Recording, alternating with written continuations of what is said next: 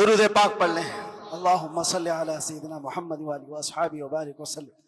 صلاۃ و سلام علیک یا رسول اللہ صلی اللہ تعالی علیہ وسلم. شب معراج آنے والی، ہم رجب کے مہینے میں ہیں. اس مہینے کی ایک رات 26ویں رجب اور 27ویں شب کیا ہوا تھا؟ مصطفیٰ کریم صلی اللہ تعالی علیہ وسلم کی معراج کا وہ واقعہ ہر سال سنتے ہو. ہوا کیا تھا؟ حدیثوں کی روشنی میں جبرائیل امین آئے، مصطفیٰ کریم صلی اللہ تعالی علیہ وسلم کو مکہ مکرمہ سے حرم کعبہ تک لے گئے، حرم سے اس کے بعد مسجد اقصی لے گئے. یہاں تک کا تو واقعہ قرآن بیان کر رہا ہے. سبحان الذی اسری بعبدہ لیلا من المسجد الحرام الی المسجد الاقصی. پاک ہے وہ ذات جس نے اپنے بندے خاص کو مسجد حرم سے مسجد اقصی تک لے گیا. اور اس کے بعد ہوا کیا؟ سارے نبیوں کی امامت فرمائی، سارے نبیوں نے میرے آقا کے قصیدے پڑھے. پھر اس کے بعد سفر ہوا، پہلے آسمان، دوسرے آسمان، تیسرے، چوتھے، پانچویں، چھٹے، ساتویں آسمان. ہر آسمان پر ایک ایک نبی سے ملاقات. واقعہ پتہ ہے؟ سنو توجہ سے. میرے آقا صلی اللہ تعالی علیہ وسلم اس کے بعد عرش، کرسی، لوح، قلم، جنت، دوزخ سب کے مناظر ملاحظہ فرمائے. سدرۃ المنتہا پر گئے. اس کے بعد جبرائیل امین وہی رک گئے، آقا آگے گئے صلی اللہ تعالی علیہ وسلم. اب اس جگہ کا سفر کیے جس جگہ کا نام ہی نہیں، لامکان، اس کو جگہ بھی نہیں کہہ سکتے. جگہ وہ ہے جو کائنات کے اندر میں، وہ لامکان، مکہ ہی نہیں، اور اس میں سمت بھی نہیں، نہ پورب، نہ پچھم، نہ دکھن، نہ اتر، کچھ نہیں. یہ تو وہاں ہے جہاں سورج نکلتا ہے. اور اس جگہ میرے آقا گئے جہاں سورج نہیں، چاند نہیں، اس کے آگے پہنچ. اور پھر وہ ایک ہی مقام قرب تھا میرے رب ذوالجلال کے حضور. رب تبارک و تعالیٰ کے حضور گئے، اور کیسے؟ کعبہ قوسین او ادنا، دو کمانوں سے بھی کم کا فاصلہ رہ گیا تھا. میرے آقا اتنی قریب گئے. اللہ کریم نے اپنے قرب میں، اپنے چلوں میں جتنا وقت چاہا حضور پاک صلی اللہ علیہ وسلم کو شرف ملاقات عطا کیا. بعد میں پھر حضور آئے. بیان کرنے میں اتنا وقت لگ رہا ہے، معراج کا پورا واقعہ بھی نہیں، سمری بیان کر رہا ہوں، خلاصہ. اور حضور رب تعالیٰ کے حضور سے تحفہ بھی لے کر کے آئے. پتہ ہے 50 نمازوں کا. موسیٰ علیہ السلام ملے، کہا 50 آپ کی امت نہیں پڑھ پائے گی، کم کرا لائیں. گئے اللہ کی بارگاہ میں، 5 کم کرائے، پھر آئے، پھر 5 کم کرائے، پھر آئے، پھر 5 کم کرائے. 9 بار بارگاہ رب العزت میں جاتے رہے، آتے رہے. آخر میں 5 رہ گئی، پھر آئے. سوچو یہ بیان کرنے میں اتنا وقت لگ گیا، صرف چھوٹا سا سمری اور خلاصہ. لیکن حقیقت اس واقعے کی یہ ہے، تا عرش گئے پھر آئے محمد. کیسے؟ حضور عرش بھی گئے، واپس بھی آ گئے. لیکن شاعر کہتا ہے زنجیر بھی ہلتی رہی، بستر بھی رہا گرم، تا عرش گئے پھر آئے محمد صلی اللہ علیہ وسلم. جس کمرے میں آپ آرام کر رہے تھے، دروازے کی کڑی، اگر دروازہ کھول کر کے آدمی جائے تو کڑی کتنی دیر تک ہلتی رہے گی؟ روایتوں میں یہ ملتا ہے دروازے کی جو زنجیر ہے، میاں آپ دروازہ بند کر کے گئے تو کڑی ہلتی ہے تھوڑی دیر تک کے لیے. حضور جب معراج کا پورا سفر طے کر کے آئے تھے تو دروازے کی کڑی ابھی ہل رہی تھی. اور بستر پر آدمی سو کر کے اٹھے تو بستر کتنی دیر تک گرم رہے گا؟ Minute, 1.5 minute. لیکن حضور جب معراج سے واپس آئے تو بستر ابھی بھی گرم تھا. یہ نہیں کہا گیا کہ سورج ابھی نہیں طلوع ہوا تھا، یہ نہیں کہا گیا کہ رات پوری نہیں گزری تھی، بلکہ یہ کہا جا رہا ہے ارے زنجیر بھی ہل رہی تھی اور بستر بھی رہا گرم، تا عرش گئے پھر آئے محمد صلی اللہ علیہ وسلم. اب یہاں پر عقل کے گھوڑے دوڑانے والے ایتھیسٹ آتے ہیں اور کہتے ہیں ایسا کیسے ہو سکتا ہے، ایسا کیسے ہو سکتا ہے. ان کا جواب ہم پھر کبھی دیں گے. یہ ہماری پاک محفل ہے، بارگاہ مصطفیٰ کا ذکر ہے تو ظاہر سی بات ہے یہ عاشقوں کی محفل ہے. جب پاکھنڈیوں کی ہوگی تب ان کو جواب دیں گے. تم سائنس کے وجود پر یقین اور ایمان رکھنے والے لوگ، پہلے تو تم یہ بھی نہیں مانتے تھے کہ بندہ ایک جگہ سے 2000 کلومیٹر کا سفر 1 گھنٹے میں کر سکتا ہے. آپ کہتے ہیں ایسا کیسے ہو سکتا ہے؟ آج تو مانتے ہو راکٹ سے کر سکتے ہیں، پلین سے کر سکتے ہیں. ارے آج تو ناقابل یقین ترقیاں چین اور جاپان کر چکے ہیں، وہاں تو ٹرینیں ہی پلین کی رفتار پکڑ چکی ہیں۔ آج تو ایسی ایسی ترقیاں ہیں کہ آدمی پوری دنیا کو ایک سیکنڈ میں دیکھ رہا ہے، ادھر سے ادھر بہت کچھ ہوتا جائے گا۔ ان سب پر ان کو یقین ہے، ان سب پر یقین ہے، لیکن جو بات میرے مصطفیٰ کریم صلی اللہ علیہ وسلم کی جا رہی ہے اس پر یقین نہیں ہوتا۔ ان کو جواب عقل سے دینا ہوتا ہے، اس لیے یہ محفل الگ ہے، عقل سے دیں گے۔ آج میں آپ سے کہتا ہوں، یہ ساری باتیں اگر تمہارے ذہن میں آتی ہیں کہ ایسا کیسے ہو سکتا ہے، اتنے شارٹ ٹائم پر یہ سارا وقت کیسے مینج ہو سکتا ہے۔ بعض لوگ اس کو ٹائم ٹریول بھی کہتے ہیں، یعنی وقت کو گھیر دینا اور بہت کچھ کام ہو جانا۔ اللہ تبارک و تعالی وقت کا مالک ہے، وہ جس کے لیے چاہے وقت کو پھیلا دے اور جس کے لیے چاہے سمیٹ دے۔ اور اب میں جو بات بتانے جا رہا ہوں، میں نے کیا کہا تھا؟ وقت رسول اللہ کی ذات۔ میں نے یہ جملہ کہا، سنیے، معراج کا یہ سارا سفر ایک چھوٹی سی مثال میں دے دوں، ایک چھوٹی سی مثال میں۔ گھڑی لگی ہے، سامنے لگی ہے، 12:30 بج رہے، ہم 25 سے ابھی 26 میں آ گئے۔ گھڑی چلتی ہے، اس کے اندر بیٹری ہوتی ہے، پتا ہے نا، سیل لگے ہوتے ہیں، بیٹری لگی ہے اور کانٹے چل رہے ہیں۔ باقی اس گھڑی کا تھوڑی نا کمال ہے۔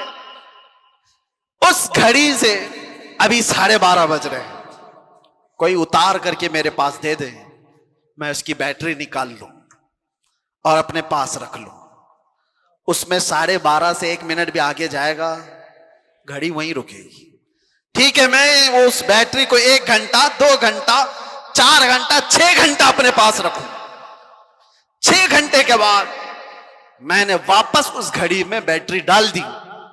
گھڑی کیا 6 گھنٹے آگے سے چلے گی یا جہاں رکی تھی وہیں سے چلے گی؟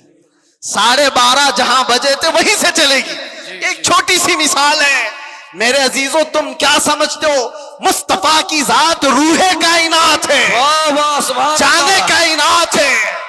مصطفیٰ کی ذات جان کائنات ہے، روح کائنات ہے۔ معراج کی شب رب تعالیٰ نے روح کائنات کو، کائنات کی جان کو اپنے پاس بلایا تھا۔ اب پتہ نہیں 100 سال رکھا، 200 سال رکھا، 500 سال رکھا، پتہ نہیں ہزاروں سال رکھا، لیکن جان کو جب واپس کائنات میں بھیجا تو وقت جہاں تھما تھا وہیں سے چل پڑا۔ نعرہ تکبیر، نعرہ رسالت، جشن عید میلاد النبی، لبیک یا رسول اللہ۔ اسی لیے میں نے کہا وقت رسول اللہ کی ذات ہے، وہ اگر تھم گئے تو کائنات تھم گئی، وہ اگر آ گئے تو کائنات چل پڑی۔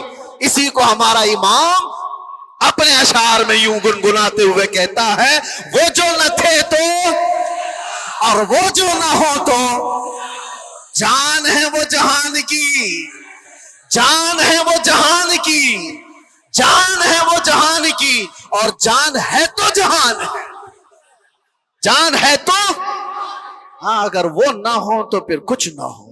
اس لیے میرے عزیزوں، وہ ذات اقدس کائنات کا وقت ہے۔ اسی لیے ہم نے دیکھا جو رسول اللہ کو تھام لیا وہ پورے وقت کا بادشاہ ہو گیا، ہر وقت اس کا ہے، ہر وقت اس کا ہے۔ ہم تو بہت چھوٹے لوگ ہیں، بہت چھوٹے لوگ ہیں۔ میں اپنے زمانے کے جتنے مشائخ اور علماء ہیں ان کے طلبوں کی گرد کے برابر نہیں ہوں، لیکن میں نے اپنی زندگی میں تجربہ کر کے دیکھا، دنیا مجھے پہچانتی ہے تو میرے مصطفیٰ کے قدموں کی نوکری کی صدقے، ناموس رسالت کی بات پر، حضور کی عزت پر، اگر مجھ جیسا ناہنجار آدمی اس ذات کی عزت پر بات کرے تو گویا کہ اس نے وقت کو پکڑ لیا ہے۔ سبحان اللہ، وقت کو پکڑ لیا ہے، اور وقت کو ایسا پکڑا کہ صبح بھی بھیڑ ہے، دوپہر میں بھی بھیڑ، رات کو بھی بھیڑ۔ اور یہ میں اپنی تعریف میں نہیں کہہ رہا، اسی لیے میں ایک جملہ اکثر کہا کرتا ہوں، ان کی بات کرو ہر دل پہ راج کرو۔ وقت وہ ہے میرے عزیزوں 24 جائے، 25 جائے، 26 جائے، زندگی بھی چلی جائے، لیکن اللہ تمہارا نام مردہ ہونے نہیں دیتا۔ ہاں ایک بات یاد رکھ لو، جو پٹاخے اڑانے والے تھے ان کی بھی اڑ گئی، اور جو میرے مصطفیٰ کا پرچم بلند کرتے رہے، دنیا ان کو 1000 ٹکڑوں میں بھی کاٹ دے، لیکن ان کا نام اللہ تعالیٰ بچے بچے کی زبان پر زندہ رکھتا ہے۔ کیا ہمارے زمانے سے، ہمارے دور میں امام شرف الدین بوصیری ختم ہو گئے؟ کیا سعدی شیرازی ختم ہو گئے؟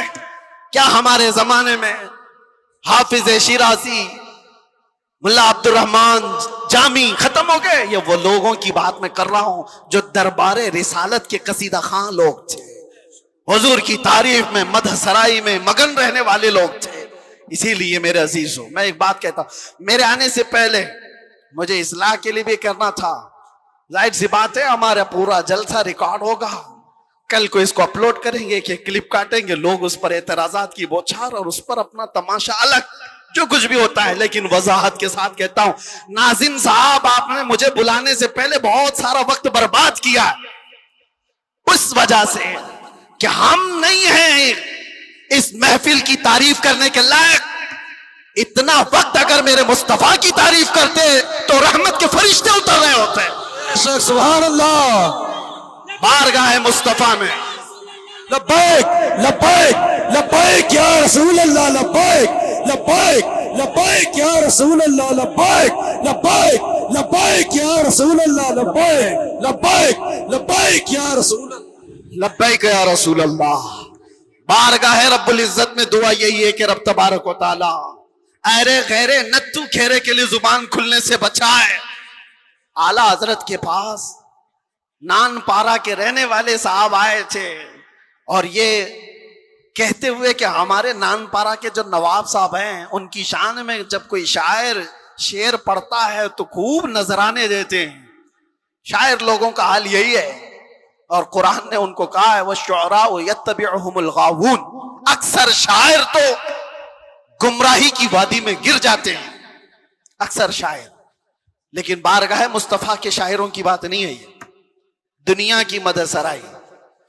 میں اس لیے کہہ رہا ہوں میاں آپ برا نہ سمجھے، بہت سارے ناظم کا مطلب سمجھتے ہو، اناؤنسر جو ہم کو بلانے کے لیے بھی ہوتے ہیں، اس کی ضرورت بھی نہیں محسوس ہوتی، کون نہیں پہچانتا ہم کو، سیدھے آپ میرا نام لے کر پکارتے، ویسے بھی یہ لوگ نعرے لگاتے۔ نہ ہم کو آسمان پر چڑھانے کی ضرورت اور اس کے بعد پھر گرانے کی ضرورت۔ دنیا پہچانتی ہے تو وقت مختصر نام لیں، ہم تو اپنے القابات کے بھی قائل نہیں ہیں۔ میں کہہ رہا ہوں اعلیٰ حضرت کے پاس صاحب آئے اور انہوں نے کہا کہ آپ بہت اچھے شاعر ہیں مولانا احمد رضا خان، ایک منقبت یا ایک نظم ہمارے نواب صاحب کے لیے بھی لکھ دیجئے، میں جا کر کے سناؤں گا تو بڑے نذرانے ملیں گے۔ اعلیٰ حضرت قلم کے بادشاہ، ارے میاں اللہ نے وہ دولت عطا کی تھی، وہ دولت عطا کی تھی۔ محسن کاکوروی صاحب ایک بڑے شاعر تھے، اعلیٰ حضرت کے پاس وہ ایک قصیدہ لکھ کر کے لائے تھے۔ کس چیز کا قصیدہ؟ معراج کا قصیدہ، حضور کے معراج کا قصیدہ، اس میں کاشی، گنگا جل سب کا ذکر تھا۔ انہوں نے استعارہ کے طور پر اشعار لکھے تھے، کاشی سے چلا جانب متھرا، اس طرح کے اشعار۔ اعلیٰ حضرت نے 2 شعر سنے، اس کے بعد کہا محسن صاحب رکیے، عصر کا وقت ہو گیا، نماز کے لیے جائیں۔ عصر کی سنتیں پڑھی، اور سنت اور فرض کے بیچ میں کتنا وقت رہتا ہے؟ عصر کی سنت اور فرض کے بیچ میں اتنے ہی وقت میں قصیدہ معراج اعلیٰ حضرت نے لکھ لیا۔ سبحان اللہ۔ اور عصر کی فرض نماز کے بعد آئے اور کہا کہاں ہے کاکوروی صاحب، سنیے میں نے بھی لکھا ہے۔ محسن صاحب نے کہا آپ نے کب لکھا؟ کہ عصر کی سنت اور فرض کے بیچ جو وقت ملا تھا اس میں میرے ذہن میں جتنے آئے میں سنا دوں. سنانے لگے وہ سرور کشور رسالت جو عرش پر جلوہ گر ہوئے تھے. نئے نرالے طرب کے ساما عرب کے مہمان کے لیے تھے. ضیائیں کچھ عرش پر آئیں کہ قندیلیں سب جھلملائیں. حضور خورشید کیا چمکتے چراغ منہ اپنا دیکھتے تھے. پورے معراج کا واقعہ کیسے لکھا؟ وہی ہے اول، وہی ہے آخر، وہی ہے ظاہر، وہی ہے باطن. حضور کے بارے میں کیا کہتے ہیں؟ وہی ہے اول، وہی ہے آخر، وہی ہے ظاہر، وہی ہے باطن. اب سنو پورے معراج کا واقعہ. اعلیٰ حضرت کہتے ہیں اسی کے جلوے اسی سے ملنے اسی سے اس کی طرف گئے تھے. سبحان اللہ. اسی کے جلوے اسی سے ملنے اسی سے اس کی طرف گئے تھے. پورے اشعار سنتے رہے کاکروی صاحب ختم ہی نہیں ہو رہے ہیں. اعلیٰ حضرت نے جانتے ہو یہ قصیدہ معراج 4 شعر 6 شعر 8 شعر کا نہیں پورے 168 اشعار لکھ دیے تھے. سبحان اللہ. جس کو قادر الکلامی اتنی ہو، جس کو اللہ تعالیٰ نے زندہ باد زندہ باد اعلیٰ حضرت. جس کو اللہ تعالیٰ نے اتنی قادر الکلامی عطا کی ہے اشعار کی زبان پر، تو وہ جب قلم چلائے تو کیا نہیں کہہ سکتا. نان پارا والے صاحب سے بھی کہا ٹھیک ہے قلم چلاتا ہوں. وہ نواب صاحب کی شان میں لکھوانے آئے تھے. بریلی کا امام لکھنے لگ گیا وہ کمال حسن حضور ہے کہ گمان نقص جہاں نہیں، یہی پھول خار سے دور ہے، یہی شمع ہے کہ دھواں نہیں. یا رسول اللہ تیرے آگے یوں ہیں دبے لچے فصحا عرب کے بڑے بڑے، کوئی جان منہ میں زباں نہیں بلکہ جسم میں جان نہیں. کروں تیرے نام پہ جان فدا، نہ بس ایک جان دو جہاں فدا، دو جہاں سے بھی نہیں جی بھرا، ارے کروں کیا کروڑوں جہاں نہیں. اعلیٰ حضرت لکھتے گئے کس کی شان میں؟ بارگاہ مصطفیٰ میں. آپ کو پتا ہے ایک شعر کی تشریح کرنے میں 4 گھنٹے لگ سکتے ہیں. وہ کمال حسن حضور ہے. اعلیٰ حضرت کہتے ہیں حضور کا حسن ایسے کمال کا ہے کہ گمان نقص جہاں نہیں، یعنی برائی کا گمان بھی جس میں نہیں ہے، ایسا حسن ہے. یہی پھول خار سے دور ہے. ویسے تو تم جھوم جا رہے ہو، سمجھے کہ نہیں کیا پتا. یہی پھول خار سے دور ہے. اعلیٰ حضرت کہتے ہیں ارے حضور کی ذات یہ ایسا پھول ہے جس میں کانٹا ہی نہیں. حق ہے. یہی پھول خار سے دور ہے. اور جو بھی چراغ دیکھو دھواں دیتا ہے کہ نہیں دیتا. اور اعلیٰ حضرت کہتے ہیں یہی وہ شمع ہے کہ دھواں نہیں. واہ واہ واہ سبحان اللہ سبحان اللہ. دھواں تکلیف پہنچاتا ہے اور میرے آقا کی شمع ایسی ہے یا دھواں نہیں نکلتا، پروانے آ کر جان دیتے ہیں. سبحان اللہ.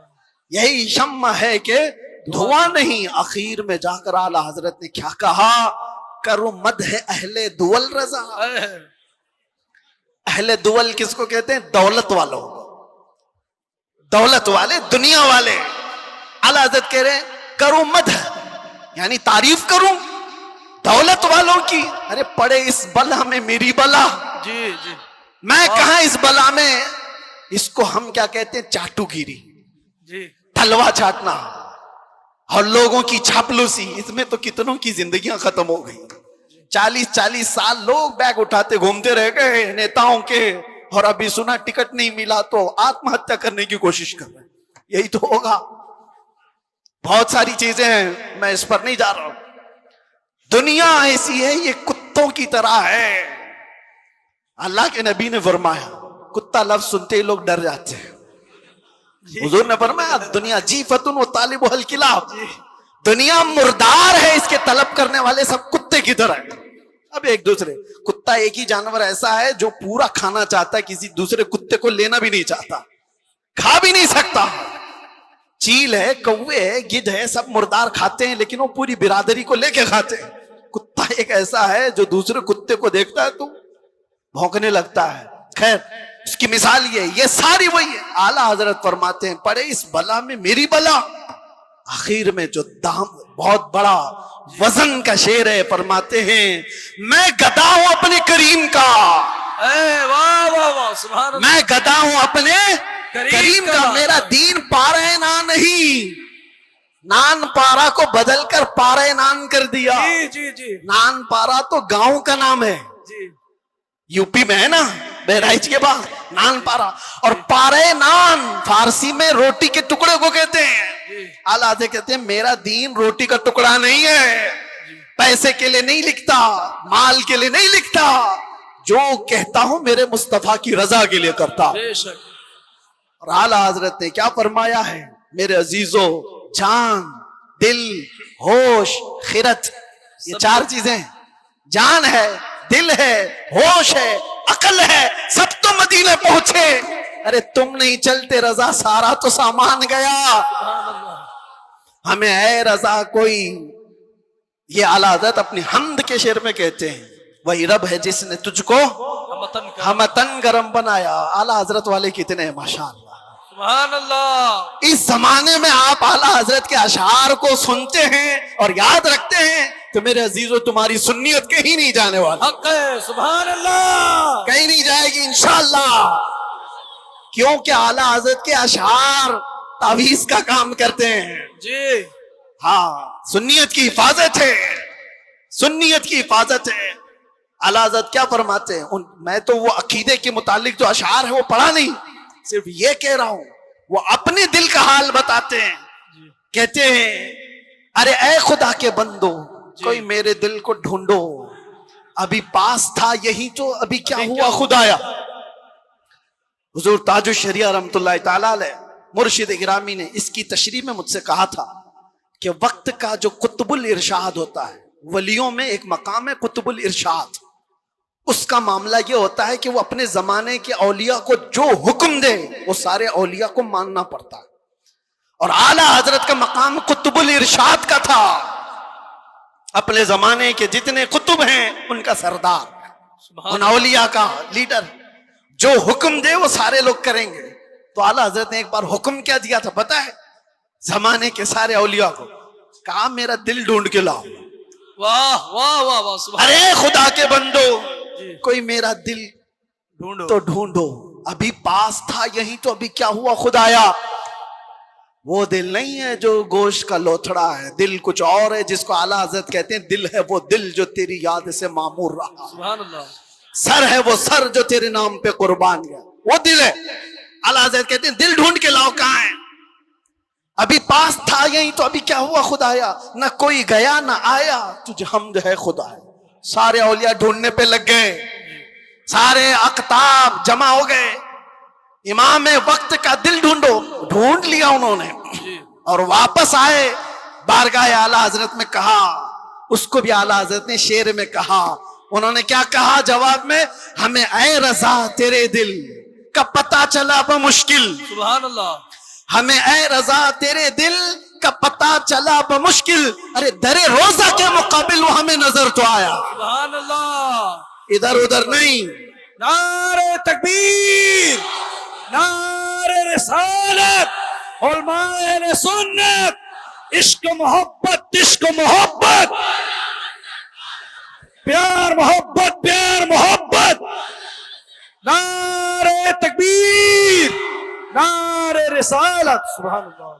ہمیں اے رضا تیرے دل کا پتہ چلا بمشکل, در روزہ کے مقابل وہ ہمیں نظر تو آیا. پھر وہ اولیاء یہ بھی کہتے ہیں یہ نہ پوچھ کیسے پایا, تجھے حمد ہے خدایا. دل جس کا وہاں لگ گیا اور جس نے تھام لیا ہے دربار رسالت کی اس چوکٹ کو, تو پھر دیکھو وقت کا کیسا بادشاہ ہے. زمانہ بیتتا چلا گیا, وقت گزرتا چلا گیا. اعلیٰ حضرت کو دنیا سے گئے 100 سال کا عرصہ ہو گیا. جانتے ہیں آپ 1921 میں آپ کی وفات ہوئی, اب 2025 آ گئے, 4 سال ہو گئے. لگتا نہیں ہے, ہم نے نہیں دیکھا, ہمارے باپ نے نہیں دیکھا, ہو سکتا ہے تیسری پیڑھی میں جا کر لوگوں نے دیکھا ہو, لیکن مجموع میں ایسا زندہ ہے جیسے آج کا جوان بھی زندہ نہیں. بے شک. کیوں؟ وقت کو تھامی ہوئی ذات ہے. وقت وہ ہے جو رسول اللہ کے ساتھ, ان کے دامن کے ساتھ وابستہ ہو گیا. اسی لیے میرے عزیزوں, میں نے شروع میں ایک بڑا جملہ کہا تھا, وقت پر کمانڈ حاصل کر سکتے ہو, کنٹرول کر سکتے ہو. کیسے؟ صرف ایک ہی ذریعے سے, انہیں جانا, انہیں مانا, نہ رکھا غیر سے کام. للہ الحمد میں دنیا سے مسلمان گیا.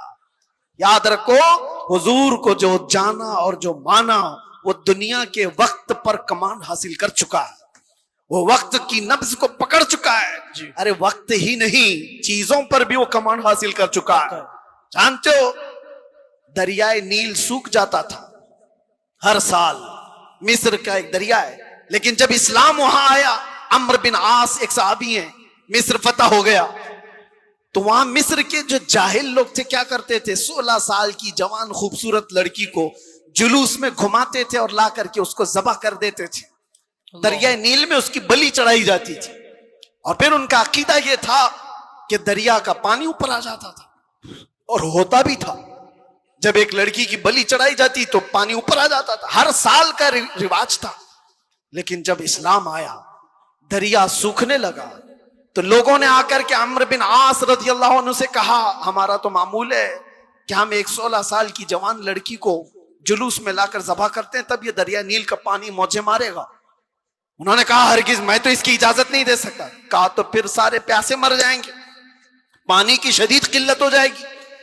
عمرو بن عاص نے جانتے ہو خط لکھا کس کو, امیر المومنین عمر ابن خطاب رضی اللہ عنہ. نام سنتے ہی رونگٹے کھڑے ہو جاتے ہیں.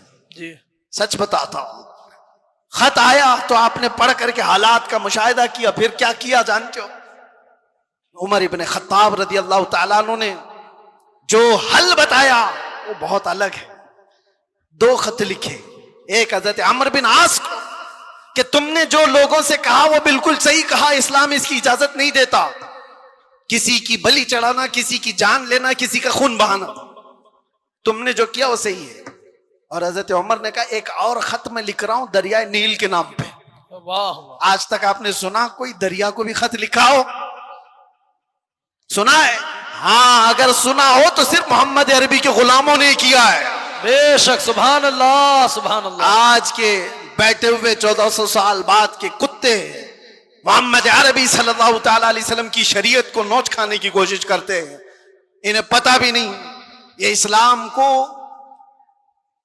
ایسے انداز میں بیان کر کے لوگوں میں شک و شبہ پیدا کرنے کی کوشش کرتے ہیں. یہ اس طرح کے کتنے آئے کتنے چلے گئے, کتنے آئے. لوگ آج بیٹھ کر کے اسلام کو ختم کریں گے, مسلمانوں کا قتل کریں گے, کیا کیا. آج بھی میں دیکھ رہا تھا پاکھنڈی تلواریں بانٹ رہا ہے, کوئی چاقو چوریاں بانٹ رہا ہے. تم ان کو تلواریں دکھا رہے ہو جو 1400 سال سے کربلا سنتے آ رہے ہیں. سبحان اللہ. یہ چیزیں پرانی ہو گئی, پرانی ہو گئی. یہ سب چیزوں سے ڈر اور خوف کا ماحول نہیں لا سکتے. اسلام تھا, اسلام ہے, اسلام رہے گا. میں کہتا ہوں انہوں نے پڑھا نہیں اسلام کو, پڑھا نہیں. میرے آقا کے غلاموں نے دنیا کی ریت رواج کو, طوفانوں کی, آندھیوں کے رخ کو کیسے موڑ دیا تھا.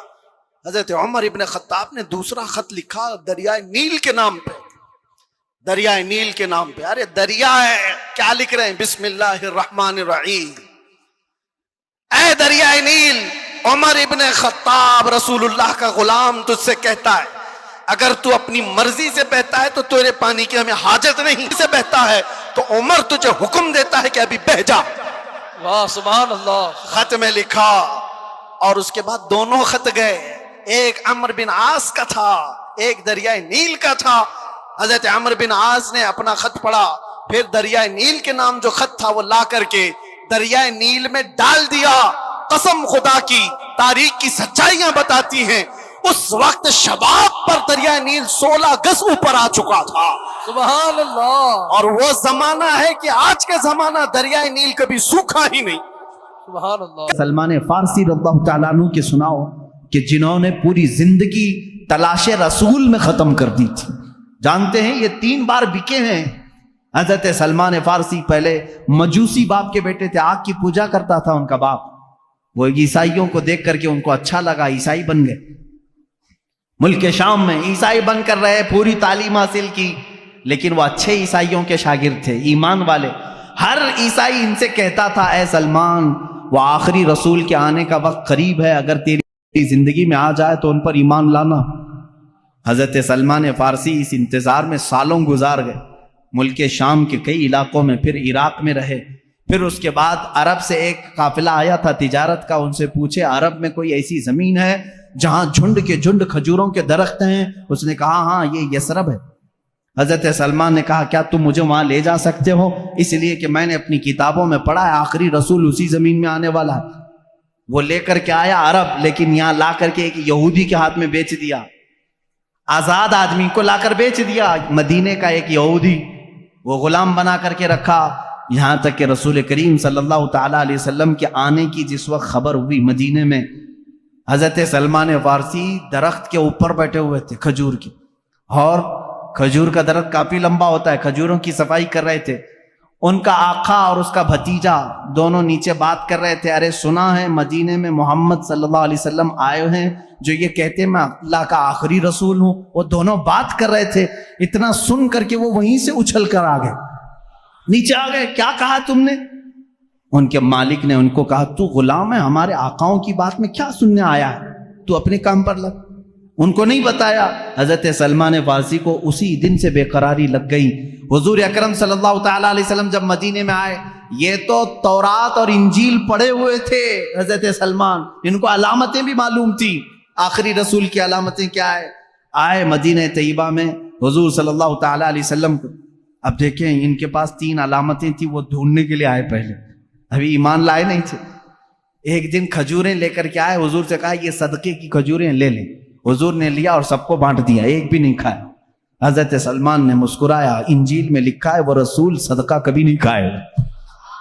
دوسرے دن کھجوریں لے کر کے گئے اور کہا یا رسول، یہ حضور صلی اللہ علیہ وسلم کے پاس کہ یہ ہدیہ ہے آپ لے، حضور نے وہ بھی کھایا بھی اور سب کو بانٹا بھی۔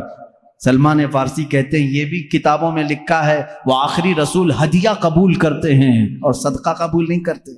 تیسرے دن ایک اور علامت انہیں دیکھنی تھی، حضور صلی اللہ تعالیٰ علیہ وسلم کے جسم اقدس پر ایک چادر تھی، تہبند تھی، ایک جنازے میں شریک تھے حضور۔ یہ سلمان فارسی تیسرے دن ایک اور نشانی دیکھنے کے لیے کبھی آگے آتے تھے، کبھی پیچھے، ادھر ادھر آتے تھے۔ جنازے سے جب فارغ ہوئے، وہ جس نشانی کو ڈھونڈنے آئے تھے حضور صلی اللہ تعالیٰ علیہ وسلم نے خود ان کو بتایا، اے سلمان 2 دن تو نے دیکھ لیا، تیسرے دن جو دیکھنے آئے ہو یہ عالم الغیب رسول تھے۔ تیسرے دن جو تم دیکھنے آئے ہو، اپنی چادر ہٹائی، اپنے کندھوں سے چادر ہٹائی، میرے آقا صلی اللہ تعالیٰ علیہ وسلم کے دونوں کندھوں کے بیچ میں مہر نبوت تھی۔ ایک مہر نبوت انڈے کی شکل کی، اتنی تیز روشنی اس میں سے ہوتی تھی کہ لوگ دیکھنے والے دیکھتے رہ جاتے، وہ خاتم النبیین کی مہر تھی۔ حضرت سلمان نے کتاب میں وہ بھی پڑھا تھا کہ وہ آخری رسول کے دونوں شانوں کے بیچ میں مہر ہوگی ختم نبوت کی۔ حضور صلی اللہ علیہ وسلم نے چادر ہٹائی اور کہا اے سلمان تم یہی دیکھنے کے لیے آئے تھے؟ حضرت سلمان فارسی نے کہا ہاں، میں تو ایک دیکھنے کے لیے آیا تھا، آپ نے 2 دکھائے ہیں۔ کہا کیا؟ کہا میں تو صرف ختم نبوت دیکھنے آیا تھا اور آپ نے اپنا علم غیب بھی بتایا ہے۔ کلمہ طیبہ پڑھا، اسلام میں داخل ہوئے۔ صحابہ اکرام اپنی زندگی پوری تلاش میں رہے ہیں اور اس ماہتاب رسالت کو اور آفتاب نبوت کو ذرہ برابر کھونا نہیں چاہتے تھے۔ کسی حالت میں وہ حضور صلی اللہ علیہ وسلم کی محبت کو کسی کے ہاتھ بیچنا نہیں چاہتے تھے۔ حضرت سعد رضی اللہ تعالیٰ عنہ جنگ خندق میں گئے ہیں زرہ پہن کر کے، زرہ لوہے کا لباس ہوتا تھا اور اتنا لباس کہ اس سے جسم پر آنے والے تیر نہ لگیں حضرت سعد، لیکن ان کا زرہ کا لباس چھوٹا پڑ گیا، ہاتھ کھلے رہ گئے۔ ایک ظالم نے دیکھا حضرت سعد رضی اللہ تعالیٰ عنہ کے سیدھے ہاتھ پر ہی وار کر دیا، ہاتھ سے ان کی موٹی رگ کٹ گئی اور اس سے خون بہنے لگا، اتنا خون کہ وہ پکڑ کر کے حضور کے پاس آئے تو میرے آقا صلی اللہ علیہ وسلم کے چہرے پر بھی خون، جسم اقدس پر خون حضرت سعد کے، اور ظالموں نے ان کے اوپر نیزے چلائے تھے ہاتھوں پر، جو حصہ ان کا زرہ سے کھلا ہوا تھا وہ سب مارا گیا تھا۔ حضرت سعد رضی اللہ تعالیٰ عنہ کس لیے آئے تھے معلوم؟ میدان سے چھوڑ کر کے۔ یہ وہ صحابی ہیں، میں آپ کو بتاؤں، حضور صلی اللہ تعالیٰ علیہ وسلم پر اس وقت ایمان لائے تھے جب میرے آقا ابھی مکہ میں ہی تھے۔ یہ مدینے کے ہیں رہنے والے حضرت سعد۔ مکہ میں حضور اکرم صلی اللہ علیہ وسلم پر 2 سال ایسے بھی آئے کہ پورے مکہ والوں نے حضور کا بائیکاٹ کیا تھا، آپ کے پورے خاندان کا، کہ ان سے کوئی بات چیت نہیں کرے گا، لین دین نہیں کرے گا، کھانا پانی ان کے ساتھ، رشتہ داری کچھ نہیں کریں گے، سوشل بائیکاٹ کیا گیا تھا۔ یہ 2 سال تک چلا تھا، اور یہ 2 سال میرے آقا صلی اللہ علیہ وسلم کے گھر والوں پر اتنے سخت تھے، خود میرے آقا صلی اللہ علیہ وسلم نے فرمایا کئی دن ایسے آئے کہ چمڑے ہم نے گرم پانی میں بھگو کر کے کھائے ہیں۔ درختوں کے پتے اس دوران کھائے، کھانے کی کوئی چیز نہیں رہ جاتی تھی مکہ میں 2 سال تک۔ پھر مکہ والوں کو ہی رحم آ گیا، پھر انہوں نے یہ بائیکاٹ ہٹا لیا تھا۔ ان 2 سالوں میں حضرت سعد جو مدینے میں تھے، مالدار بھی تھے، ان 2 سالوں میں حضرت سعد نے بھی چمڑے کھائے اور پتے کھائے۔ آپ سے کہا جاتا کیوں یہ کھاتے ہو؟ کہتے کہ محمد عربی صلی اللہ تعالی علیہ وسلم محصور ہیں، ان کا محاصرہ کیے، بائیکاٹ کیے گئے ہیں۔ جب ان کے ہاں کوئی نرم غذا نہیں پہنچتی تو کیا مجال ہے سعد اپنے حلق میں کوئی نرم غذا گزارے؟ یہ وہ صحابی تھے جب جنگ خندق کے موقع پر ان کی رگ کاٹی گئی تو دوڑ کر کے حضور کے پاس آئے، کہا یا رسول اللہ صلی اللہ علیہ وسلم، میری زندگی کا صرف ایک ہی مقصد تھا، قریش آپ کا جو خاندان ہے، قریش خاندان جتنی تکلیفیں آپ کو دیے ہیں، میں نے طے کر لیا تھا ہر ایک سے چن چن کے میں بدلہ لوں گا، مقابلہ کروں گا۔ یا رسول اللہ میں صرف یہ چاہتا ہوں اگر اب اس کے بعد بھی جنگیں ہونے باقی ہیں، جنگ خندق کے بعد قریش سے اور بھی جنگیں ہونا باقی ہے، تو صرف اتنی دعا کر دیں کہ میری زندگی اور طویل ہو جائے تاکہ میں آپ کے ان دشمنوں کا مقابلہ کروں۔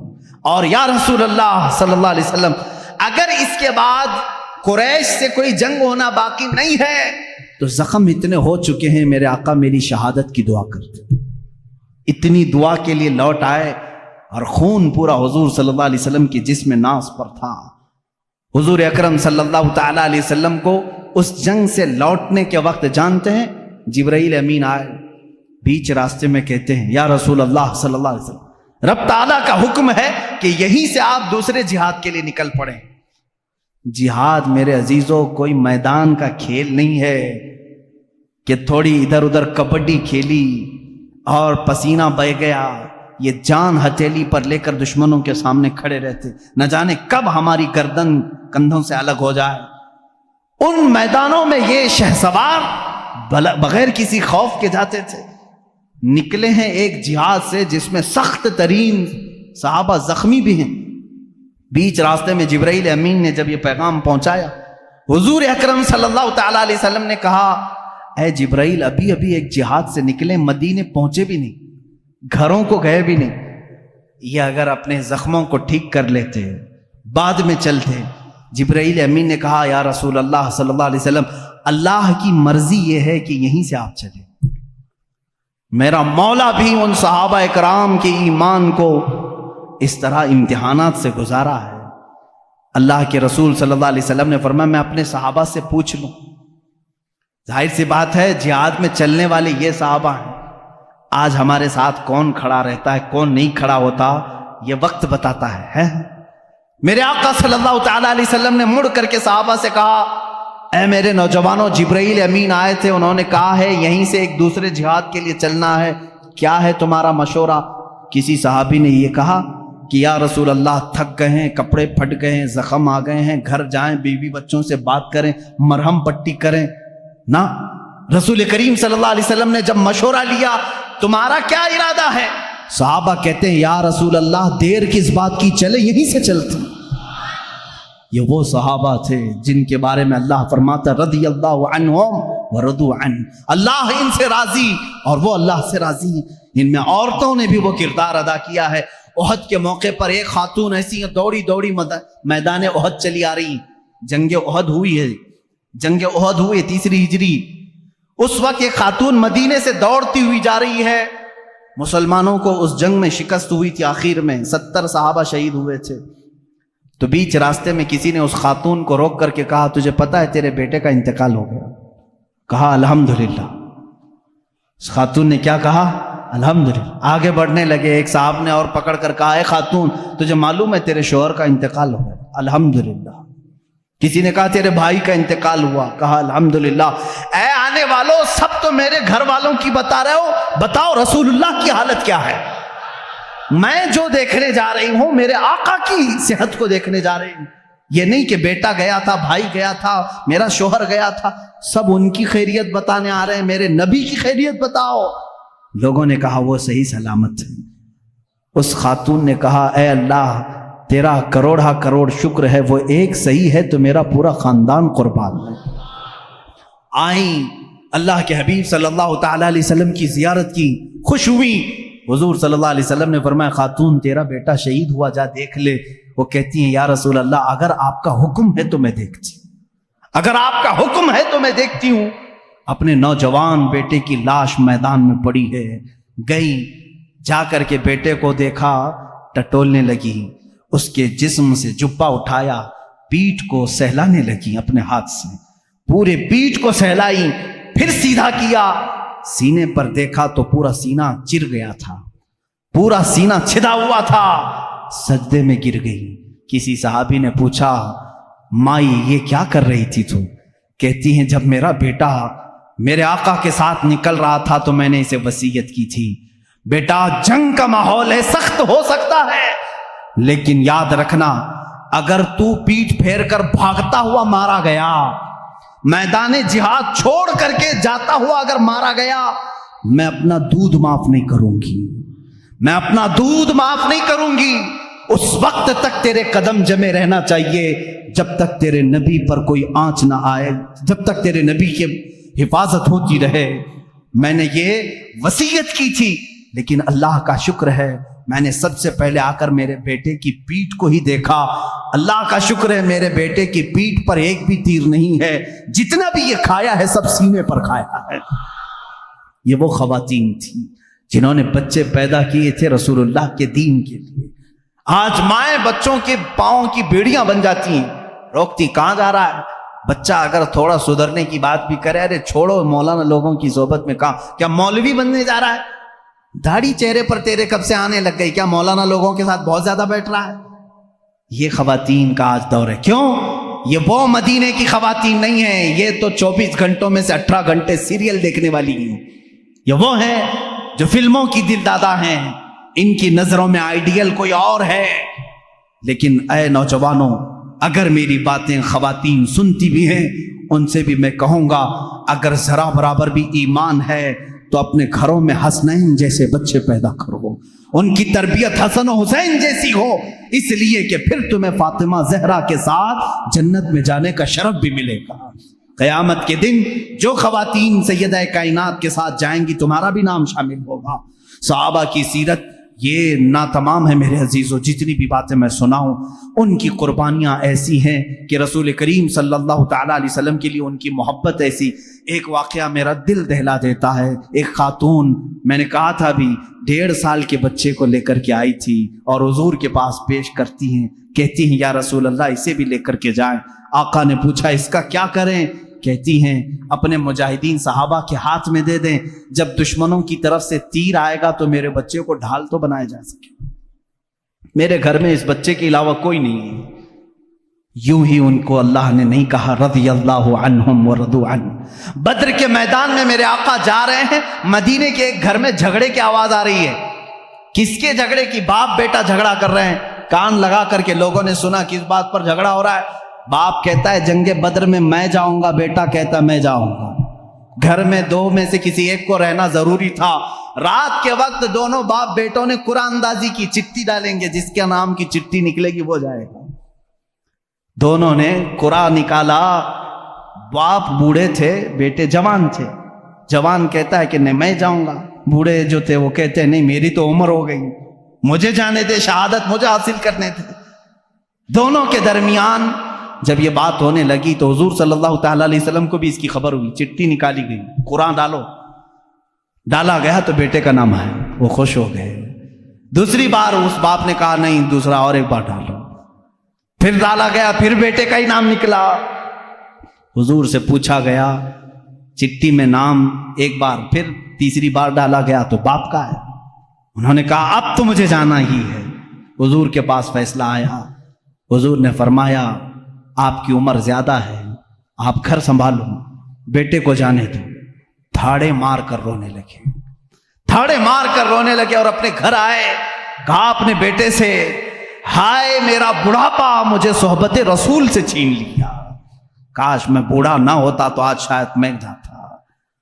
وہ صحابہ تھے جنہوں نے جانثاریاں پیش کی ہیں۔ ناموس رسالت کی آج بات آتی ہے تو لوگ آئیں کائیں کرتے ہیں، اسی نبی کے نام کی آج بات آتی ہے تو لوگ بغلیں جھانکتے ہیں۔ آج یاد رکھو مسلمانوں، تمہاری اگر عزت باقی ہے تو اس نام رسول سے باقی ہے۔ اگر تم نے ناموں سے رسالت پر پہرا دینا چھوڑ دیا، دیکھ لینا تمہارے ساتھ وہ حشر ہوگا کہ تمہارے جسموں کے چھیٹڑے اچھالے جائیں گے، تمہارے گھروں کی ماں اور بہنوں کو بازار میں لا کر کے یہ بیچ دیں گے، اس لیے کہ اس امت کے ساتھ وہی حشر ہوگا جو اپنے نبی کی عزت کے لیے پہرا نہیں دے سکتی۔ یاد رکھنا، میں کہتا ہوں میرے ہر بچے کو یہ عہد کر لینا چاہیے، میری جان بعد میں، عزت رسول پہلے مقام پر ہے، میرے نبی کی ذات پہلے مقام پر ہے۔ ایک صحابی ہیں، ان کے ساتھ تو ایسا بھی ہوا کہ ان کی ماں کوستی تھی ان کو، وہ ایمان نہیں لائی تھی، وہ صحابی ایمان لائے تھے، وہ کہتی تھی بیٹھ کر کے مکہ میں بیٹھ کر کہتی تھی جب تک وہ میرے پاس واپس نہیں آئے گا میں سر پہ کنگھی نہیں کروں گی، گھر میں اندر نہیں جاؤں گی، دھوپ پہ بیٹھی رہتی تھی۔ وہ ماں کو چاہتے بھی تھے، دل بھر آیا کیا کروں ماں کو دیکھوں کہ اس طرف رسول پاک کو۔ اخیر میں مکہ سے ابو جہل اور کئی لوگ آئے، آ کر کے کہا سمجھایا تیری ماں مر جائے گی، دھوپ میں بیٹھی ہے، کنگھی نہیں کروں گی، ایسی قسمیں کھائی۔ اس صحابی نے کہا میں ماں کو بہت چاہتا ہوں، بہت عزت دیتا ہوں، لیکن جاؤ اس سے کہہ دو اپنے سر میں کنگھی بھی کرے اور چھاؤں میں بیٹھ جائے، اس لیے کہ اس کی قسم ٹوٹ جائے گی مگر مجھ سے دامن رسول نہیں ٹوٹے گا، نہیں چھوٹے گا۔ یہ وہ صحابہ ہیں جو حضور صلی اللہ تعالیٰ علیہ وسلم کے لیے کوئی بھی چیز چھوڑ سکتے تھے، ہر چیز، اپنے بچے، اپنا مال، اپنی اولاد، اپنا گھر، اتنے سارے واقعات میں تمہارے سامنے رکھا کس لیے؟ آج جب دین کی ضرورت آئے گی، ایک میرا جملہ سن کر کے جائیں۔ جب کبھی شریعت نے کیا حکم دیا؟ شریعت نے حکم یہ دیا ہے کہ جب تم پر کوئی آفت آئے، تمہاری جان پر، جیسے بیماری آ گئی، بہت بڑی بیماری آ گئی، تو کیا کرتے ہیں ہمارے بزرگان دین؟ صدقہ دے دو، ہیں؟ صدقہ دے کر اپنی جان بچاؤ۔ بکرا صدقہ دیا، مرغا صدقہ دیا، مال صدقہ دیا، گیہوں خیرات کیا، کچھ بھی صدقہ دو، کیونکہ صدقہ آئی ہوئی بلاؤں کو ٹالتا ہے، یہ حدیث پاک میں۔ اب میری بات سنو، جب تمہاری جان پر کوئی آفت آئے تو صدقہ دے کر کے جان بچا لو، اور جب دین پر کوئی آفت آئے اپنی جان دے کر کے دین کی حفاظت کرو۔ ایمان اور دین کے لیے اب کیا چیز دینا ہوگا؟ جان دے کر کے اپنا دین بچاؤ۔ اور یہاں میں سمجھتا ہوں کوئی یزیدی نہیں بیٹھا ہے، سب حسینی ہیں، اور ہر حسینی یہ جانتا ہے جب اسلام پر کوئی بات آئے تو اپنا گھر بھی میدان میں لایا جاتا ہے، اپنی گردن بھی لائی جاتی ہے، اپنے 6 ماہ کا بچہ بھی لایا جاتا ہے، اپنی عورتیں بھی لائی جاتی ہیں۔ یہ نہیں دیکھا جاتا کہ میرے بعد میرے گھر کا کیا ہوگا، میری بیویوں کا کیا ہوگا، میری بہنوں کا کیا ہوگا، میرے بچوں کا کیا ہوگا، نہیں دیکھا جاتا۔ حسینی وہ ہے جو صرف یہ دیکھتا ہے اگر میری گردن جاتی ہے جائے، لیکن شریعت مصطفیٰ پر آنچ نہ آنے پائے۔ اسی لیے کہا ہے قتل حسین اصل میں مرگ یزید ہے، اسلام زندہ ہوتا ہے ہر کربلا کے بعد۔ تم جان کے کٹنے کے بعد کبھی فکر نہ کرنا۔ آج مجھے معلوم ہے میری یہ جو تقریریں ہیں لوگ سمجھتے ہیں، مجھے معلوم ہے کتنے ہماری تقریروں میں گرم ہوتے ہیں اور کتنے پسند کرتے ہیں اور کتنے کیا کیا کرتے ہیں، لیکن کچھ وہ بھی ہیں جن کو مروڑ بھی ہوتی ہے، جن کے دلوں میں پھپولے پھوٹتے بھی ہیں، کچھ کی آنکھوں میں بہت تیز گڑتا بھی ہوں، تکلیف ہے، وجہ مجھے بھی معلوم ہے اور آپ کو بھی معلوم ہے، لیکن یاد رکھو اگر ان ظالموں نے کبھی ایسا وقت میرے اوپر لایا، قید کر دیا، سولی پر چڑھایا، پھانسی بھی دے دی، میں بخوشی اس پھانسی کو چوم کر کے قبول کروں گا، اس لیے کہ اللہ میرے ساتھ ہے، رسول کریم صلی اللہ تعالیٰ علیہ وسلم کی شریعت میرے ساتھ ہے۔ صرف میرا یہی کہنا ہے اے اللہ موت آتی ہے تو ایمان پر آئے، لیکن ان ظالموں کے لیے ہمارا ایمان کہیں سودا نہ چلا جائے، کہیں بیچنے میں نہ آ جائے۔ ان کی باتوں پر عزیزان گرامی آج حالات ایسے ہیں، ان صحابہ کے معاشرے کو زندہ کرنے کی ضرورت ہے۔ وہ صحابہ اپنی جانیں کیسے قربان کیے۔ ایک جوان ہے، ایک جوان یہودی کا بیٹا ہے، یہودی کا بیٹا ایک بار جلوہ رسول کو دیکھا فدا ہو گیا، باپ مارنے لگا، کہا دوبارہ جانا مت، کبھی جانا مت۔ نوجوان ہے، باپ نے کہا دوبارہ کبھی جانا نہیں محمد کو دیکھنے کے لیے، لیکن وہ حسرت کہاں سے جائے جو ایک بار جلوہ رسول کو دیکھ لے. جس کا دل بدلنا ہوتا ہے مولا بدل چکا ہوتا ہے. یہودی گھر میں ہے, باپ نے زنجیریں باندھ دی ہاتھ پر پیروں پر, ماں نے بھی سختی کی, دروازے بند رکھے جاتے. اس حال میں اس نوجوان کو بیماری پکڑ لی, گھر سے باپ بھی نہیں بھیجتا, ماں بھی نہیں بھیجتی, بیمار ہو گیا, زنجیریں کھولی. اکلوتا بیٹا تھا یہودی ماں باپ کا, لیکن کٹر دشمن رسول تھے, نہیں جانے دیتے تھے. نوجوان بیمار ہو گیا, بیمار کا علاج بھی کرایا گیا, حکیم آئے, طبیب آئے, لیکن بیماری بڑھتی ہی گئی, اس لیے کہ یہ وہ بیماری ہے جس کا علاج بھی نہیں ہے. اعلیٰ حضرت رضی اللہ تعالیٰ عنہ نے فرمایا ہے, جان ہے عشق مصطفیٰ روز فزوں کرے خدا, جس کو ہو درد کا مزہ نازے دوا اٹھائے کیوں, پھر کے گلی گلی تباہ ٹھوکریں سب کی کھائی کیوں, دل کو جو عقل دے خدا تیری گلی سے جائے کیوں. یہ وہ صحابہ کا درد تھا. اس نوجوان نے جب بیماری شدت پکڑ لی, ماں باپ کو رحم آ گیا, ترس آ گیا. اب وہ وقت بھی آیا, ایک بڑے حکیم نے آ کر کے مشورہ دیا, اس کی جان بلب ہے, اس کی جان نکلنے کا وقت ہے, یہ مر جائے گا. اب یہ زندہ رہنے کی اس کے اندر کوئی بھی صورت نظر نہیں آتی. ماں باپ سے کہا جو کھائے کھلا دو, جو پیے پلا دو. حکیم چلا گیا, ماں باپ رونے لگے, جوان بیٹا ہمارے سامنے چلا جائے گا. اس کے پاس آئے, پوچھنے لگے, بیٹا اتنا بیمار ہو گیا, معاف کر دے, ہم نے تیرے ساتھ سختیاں کی تھی, لیکن تو خوش ہو جا, تو کیا چاہتا ہے, کیا کھانا چاہتا ہے, کیا پینا چاہتا ہے. اس نوجوان نے کہا, ایک بار محمد عربی کا چہرہ دیکھنا چاہتا ہوں صلی اللہ تعالی علیہ وسلم. وہ ایمان لایا ہوا نہیں ہے. اس باپ نے کہا, اس کی تو حد ہو گئی, مرنے کے قریب آیا پھر بھی کہتا ہے اس کو دیکھوں گا. ماں نے روتے ہوئے کہا, ایک بار تو بیٹے کی مان لو, کہہ دو محمد صلی اللہ علیہ وسلم کو دیکھنے کی اجازت دی جائے. وہ یہودی کہلا بھیجا ایک صحابی کے ذریعے کہ جاؤ محمد صلی اللہ علیہ وسلم سے کہہ دو میرا بیٹا بڑا بیمار ہے, ایک بار وہ میرے گھر آئیں, وہ دیکھنا چاہتا ہے مرنے سے پہلے. حضور صلی اللہ تعالیٰ علیہ وسلم, صبح کا وقت تھا, فجر کے بعد کا وقت تھا. حضور صلی اللہ علیہ وسلم سے جیسے ہی اس نے آ کر کے کہا, اپنے صحابہ سمیت کہے, چلو ہم اس کو دیکھنے کے لیے نکلتے ہیں. اللہ کے نبی صلی اللہ تعالیٰ علیہ وسلم تشریف لائے اور اس یہودی کے گھر میں جب بستر کے قریب گئے, اللہ اس کی جان میں جان آ گئی. وہ جو بیمار, وہ جو کمزور, اپنے جسم کو حرکت نہیں دے سکتا تھا, اللہ کے نبی کو اپنے سرانے کے پاس دیکھ کر کے مسکرا پڑا, چہرے میں جان آ گئی اور حضور کو دیکھتا رہا. میرے آقا صلی اللہ علیہ وسلم نے فرمایا, اتنی تاخیر کس بات کی, کیا اب بھی مجھے آخری رسول نہیں تسلیم کرو گے؟ اس نے کہا, لا الہ الا اللہ محمد الرسول اللہ. میرے آقا صلی اللہ تعالیٰ علیہ وسلم نے اپنا دست مبارکہ اس کے چہرے پر رکھا تھا. میرے آقا کے جسم اقدس کی, دست اقدس کی ٹھنڈک پہنچی اور روح قبض عنصری سے پرواز کر گئی. وہ صحابیت کے مقام کو پہنچ گئے. جانتے ہیں کیسا صحابی کسے کہتے ہیں؟ جانتے ہیں صحابی کسے کہتے ہیں؟ اللہ کے نبی نے فرمایا, اگر میرا ایک صحابی جو کے دانے کے برابر بھی خیرات کرے اور میری امت احد پہاڑ کے برابر سونا خیرات کرے, تب بھی جو کے دانے کے خیرات کے برابر نہیں ہو سکتی. صحابی کے مقام کو پوری امت نہیں پہنچ سکتی. ارے چلو پیر پیرا میر میرا شیخ عبد القادر جیلانی سے پوچھیں, سرکار غوث اعظم سے پوچھیں, آپ بتائیں صحابی کا مقام بڑا ہے یا غوث کا مقام بڑا ہے؟ ہم تو غوث کہتے ہیں نا شیخ عبد القادر جیلانی کو. غوث پاک نے کیا کہا, ارے تو غوث اور صحابی کے مقام کی بات کرتا ہے, سن صحابی کا مقام کیا ہے. وہ صحابی جو رسول اللہ کے ساتھ گھوڑے پر بیٹھ کر کے جہاد میں جایا کرتے تھے, جس گھوڑے پر صحابی بیٹھتے تھے اس گھوڑے کے ٹاپ کے نیچے سے جو دھول اڑتی تھی وہاں تک بھی غوث کا مقام نہیں پہنچ سکتا. غوث کا مقام وہاں تک نہیں پہنچ سکتا. صحابی کے گھوڑے کے ٹاپ کے نیچے کی دھول تک اس صحابی کے مقام کو غوث نہیں پہنچ سکتا. اور غوث ہزاروں عبادتیں کر چکا ہے, ہزاروں ریاضتیں کر چکا ہے, لیکن آؤ اس جوان صحابی کے مقام کو تو دیکھو. صبح کے وقت میرے آقا تشریف لائے ہیں اور چند منٹوں کے بعد انتقال بھی ہو گیا ہے, اور صحابیت کا مقام اور حد یہ ہے کہ پوری زندگی میں ایک نماز پڑھنے کا بھی وقت نہیں آیا.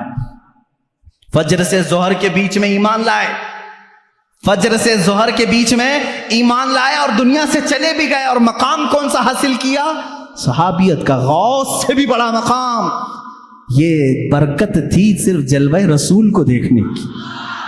انہیں نہ دیکھا تو کس کام کی ہیں یہ آنکھیں کہ دیکھنے کی ہے ساری بہار آنکھوں میں، اگر رسول اللہ کو نہ دیکھا تو کس کام کی ہیں یہ آنکھیں۔ میرے عزیزو، صحابہ کے معاشرے کو میں بتا رہا تھا، آج میں اپنی گفتگو کو یہیں پر سمیٹتا ہوں اور سب کو جا کر کے یہ دعوت فکر دیتا ہوں، اگر جذبہ پیدا کرنا ہو تو آپ کو فلمی ہیرو اور دنیاوی کیریکٹر کو نہیں۔ آج میں اپنے نوجوانوں کو دیکھ کر کے کبھی کبھار سہم جاتا ہوں، تمہارے بال کس کی علامت ہیں، تمہارے کپڑے کس کی علامت ہیں، تم اپنے لباس کو پھاڑ کر کے پہن رہے ہو اس لیے کہ فلاں فلم میں کسی ہیرو نے کپڑے پھاڑ کر کے پہنے تھے۔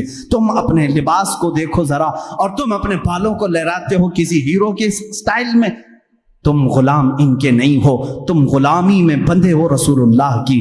تم کبھی یہ جا کر کے کیوں نہیں پوچھتے میرے آقا صلی اللہ علیہ وسلم کا لباس کیا تھا؟ چلو وہ اگر لباس نہ ملے تو کم سے کم یہ تو پوچھتے میرے نبی کو کون سی شکل پسند تھی، کون سی غذا پسند تھی۔ یہ وہ صحابہ تھے جو حضور کے ہر غذا کو چن چن کر کے پسند کر کے کھایا کرتے تھے۔ حضرت عثمان رضی اللہ تعالیٰ عنہ، حضرت ابو بکر، یہ وہ صحابہ ہیں۔ دسترخوان پر ایک بار کدو آیا، لوکی شریف آئی، کسی نے کہا مجھے یہ پسند نہیں ہے، صحابی کھڑے ہوئے اور تلوار نکالی، کہا واپس لے اپنے جملے کو نہیں تو قتل کر دوں گا۔ کہا کیوں؟ کدو نہ کھائیں گے تو قتل کریں گے۔ کہا نہ کھانا نہ کھا، لیکن یہ نہ کہہ کہ پسند نہیں، اس لیے کہ یہ کدو میرے نبی کو پسند ہے، میں برداشت نہیں کر سکتا اس چیز کو۔ وہ صحابہ کا ایمان تھا۔ صدیق اکبر کے بیٹے کہتے ہیں میں کافروں کی طرف سے آیا تھا جنگ بدر میں، آپ حضور کی طرف سے آئے تھے، بعد میں وہ ایمان لائے۔ وہ بیٹے کہتے ہیں آپ 3 بار میری تلوار کے نیچے آ گئے تھے لیکن میں مارا نہیں، آپ باپ تھے۔ صدیق اکبر کہتے ہیں قسم خدا کی اگر تو ایک بار بھی آتا تو میں کاٹ دیتا، اس لیے کہ تو آیا تھا دشمنان رسول کے ساتھ۔ یہ صحابہ کا ایمان تھا۔ حضرت عمر رضی اللہ تعالیٰ عنہ راستے سے جا رہے ہیں، ایک بار درخت کے نیچے سے اپنا امامہ اس پہ لٹکانے لگے، اچھل اچھل کے گھوڑے پر بیٹھے تھے۔ لوگوں نے کہا یہ کیا ماجرا ہے، امامہ لٹکا رہے ہیں اس پر۔ حضرت عمر کہتے ہیں ایک بار میں نبی کے ساتھ یہاں سے جا رہا تھا، یہ درخت کی ٹہنی تھوڑی نیچے لٹک رہی تھی، میرے آقا کا امامہ اس میں الجھ گیا تھا، حضور کا امامہ کھل گیا، میرے آقا نے پھر سے اس کو باندھا اور چلے گئے۔ آج میں یہاں سے گزر رہا تھا، ٹہنی اوپر ہے لیکن میں چاہتا تھا کہ نبی کی ادا پر عمل کر لوں، حضور کی ایک ادا بھی چھوٹنے نہ پائے۔ امام احمد بن حنبل نے کہتے ہیں مجھے تربوز بہت پسند تھا، کلنگڑ بہت پسند تھا، اور میں نے سنا ہے کہ حضور نے بھی کھایا ہے، میرے آقا صلی اللہ علیہ وسلم نے بھی تناول فرمایا، لیکن زندگی بھر خالی دیکھتے تھے اور کھائے نہیں۔ پوچھا لوگوں نے کیوں نہیں کھاتے، آپ کو معلوم ہے، آپ کو بھی اچھا لگتا ہے، حضور نے بھی کھایا ہے۔ کہتے میں انتظار میں ہوں، حدیث ڈھونڈ رہا ہوں، ابھی تک حدیث نہیں ملی حضور نے اس کے کتنے ٹکڑے کر کے کھائے تھے۔ یہ ان کا ایمان تھا۔ میرے عزیزو، حضور صلی اللہ تعالیٰ علیہ وسلم کی ایک ادا بھی ان سے چھوٹنے نہ پاتی تھی۔ آج ہماری زندگی بھی دیکھ لو، ہمارے اپنے جسم، کیا کوئی ہم سے یہ کہے گا یہ ترجمان رسول ہے، یہ محمد عربی صلی اللہ علیہ وسلم کا غلام ہے؟ تمہاری ذات میں وہ چیزیں کہاں چلی گئیں؟ آج دنیا پھر تم سے دیکھ رہی ہے، پوری دنیا کو آج پھر سے ثابت کر کے بتاؤ، جو جان مانگو تو جان دے دیں، جو مال مانگو تو مال دے دیں، مگر یہ ہم سے کبھی نہ ہوگا نبی کا جاہو جلال دیتے۔ ہم اپنے نبی کی امانتوں کے سفیر ہیں، ہم امین ہیں اپنے نبی کے اخلاق کے۔ اپنے بچوں کو سکھاؤ، کہانیاں وہ نہیں، میرے نبی کی محبت کی کہانیاں سناؤ۔ رسول اللہ سے صحابہ جو ٹوٹ کر کے چاہتے تھے، محبت کرتے تھے، وہ واقعات سناؤ، پھر دیکھنا تمہارا بیٹا کبھی بزدل نہیں پیدا ہوگا، کبھی بزدل نہیں ہوگا۔ آج ہمارے معاشروں سے شعر غائب ہو گئے، صرف ناموں کے شعر رہ گئے، اس لیے کہ تربیت ان کی صحابہ کے گھروں کی طرح نہیں ہوتی۔ وہ بدر کے میدان کے وہ 2 شہزادے کہاں ہیں، معاذ اور معوذ، 13 سال کی عمر کے ہیں، 13 سال کی عمر کے ہیں، اور کیا کیا انہوں نے؟ 2 چھوٹے نوجوانوں نے، اوروں نے اگر جہل کو مارا، ان بچوں نے ابو جہل کو مارا، ابو جہل کو مارا۔ اس میں سے ایک شہزادے ہیں معاذ، انہوں نے قتل کیا تھا ابو جہل کو، تاریخ میں رقم ہوگا۔ ایک کسان صحابی کے بیٹے تھے یہ 2، 13 سال کی عمر کے، دونوں بھائی ہیں، دونوں نے گرا کر کے مارا سردار قریش کو۔ ابو جہل کے آخری الفاظ کیا تھے معلوم ہے؟ وہ کہتا ہے مجھے غم ہے اس بات کا کہ مجھ جیسا سردار ایک کسان کے بچوں سے مارا جا رہا ہے، مجھے موت کا ڈر نہیں۔ لیکن اس صحابی کے درجے کو دیکھو، جذبے کو دیکھو۔ حضرت معاذ، ان کے کندھے پر ایک کافر نے تلوار مار دی، کندھا لٹک کر کے چمڑی سے لٹک گیا۔